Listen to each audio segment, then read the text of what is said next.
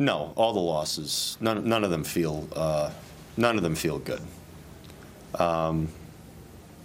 In this game, we have nobody but ourselves to really look at for the loss for a few reasons. I mean, we have to do a better job. We're putting a lot of pressure on our pitching staff. They're throwing the ball pretty good overall, and we got to find ways to get a few more base runners, on and find ways when they are out there to bring a few more of them home.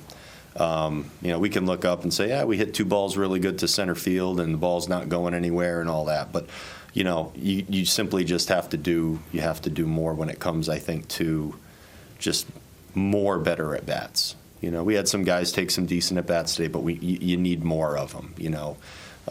We knew what their guy was going to come at us with today, and I think we could have done a better job executing a game plan against him. And so we have to put some more runs on the board in order to help our pitchers out at the moment.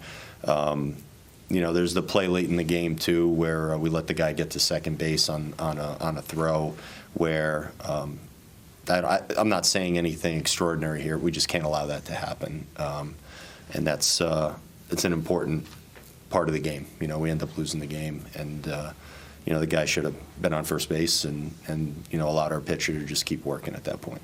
And a lot of, especially tough on the night where you got such a good effort on Molly, when that night you needed him to take some pressure off your bullpen. Yeah, Tyler did a real nice job. We end up still using our winning pieces, and we come out with a loss, which is never going to taste good. But he threw the ball well. I think he looked strong. Took us late into the game. The guy that hit the homer, that was his last hitter of the game, regardless of what happened. And unfortunately, he pops a homer right there. But I think it was a good outing. He trended. He started good, but he even trended up from there. So another good start from one of our guys out there. And overall, our bullpen was probably not as sharp as we would normally like to see. I mean, generally fairly effective. Even Jax, who gave up the runs, not all of those balls aren't hit good, but they battled. They put the ball in play, and when you put the ball in play and you use the whole field, things can work out for you. So, I mean, overall, you got to be pretty pleased, though, with the way our pitchers have been throwing the ball. How did it feel to look out there and see Polanco and what you think of his return? Yep, I think Polo looked good. He moved around good. He looked good pregame. He's out there. It's 30-something degrees. He held up fine during the game. I didn't see him stiffening up or anything like that. I think he looks good. I think his at bats were also pretty good. He laid off some tough pitches. He gets a hit.